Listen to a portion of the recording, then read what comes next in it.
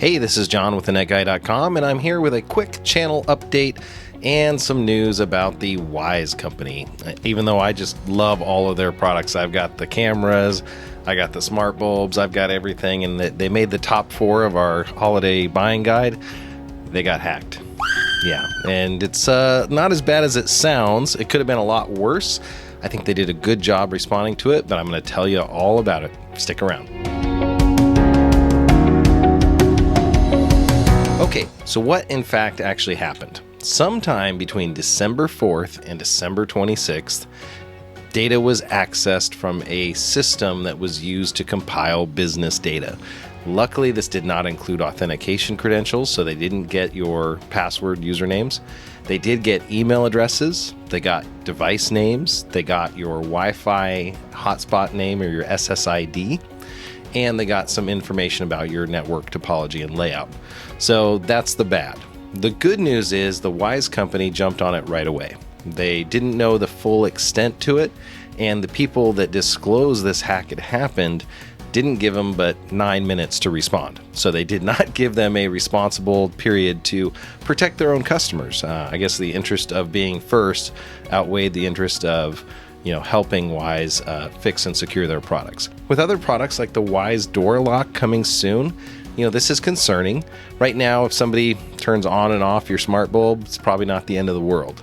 There was a very similar situation that happened with Ring recently where Santa Claus apparently was telling an 8-year-old girl to destroy her room, and the parents found out about it, but they think that that was just through weak credentials on the person's account. So what did WYZE do about it? They reset all of the login credentials, tokens, so you had to get back in from your apps.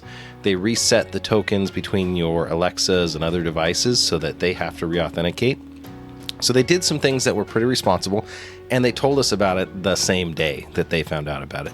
Unlike Capital One, Experian, and other breaches that have happened, Home Depot, they didn't make you wait months and then finally disclose what had gone on. They were very responsible in that. So it's not the end of the world. I do really appreciate the way that they communicate with their users. I don't think this stops me from being a WYZE customer, beta tester, promoter, but it's going to really reveal some of the things that you should be thinking about. So I got 3 recommendations. If you use WYZE products or any smart home products, do 3 things for me. Use strong, unique passwords on those accounts. Don't use the same password for your email that you use on WYZE or another site. And the reason is, if they are able to get to a user and password database, they'll usually take those email addresses and they'll try to break into the email accounts, because once they can get in there, they can start to do things like forgot your password on other sites. So that's one thing, strong, unique passwords. Second, try to use 2-factor authentication whenever possible.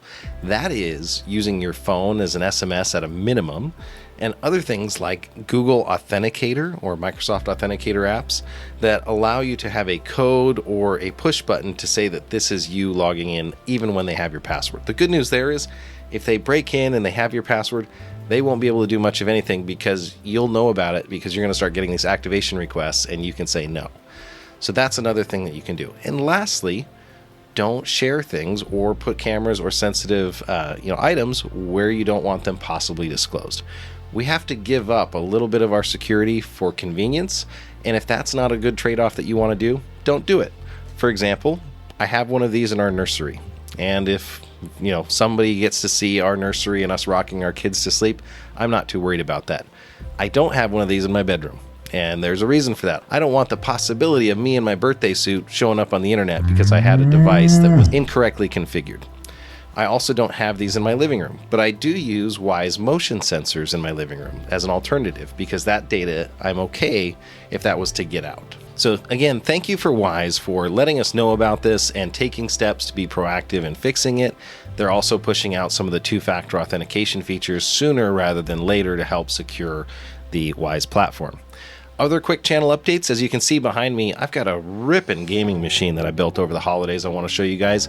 That'll be in a future video. You can see that Gamdius has also sent us a liquid cooler, which is going to be great. And there's a 30-inch widescreen monitor there in the back that I want to review. So lots of these things coming in the next few weeks, and I really appreciate it, and thanks for watching.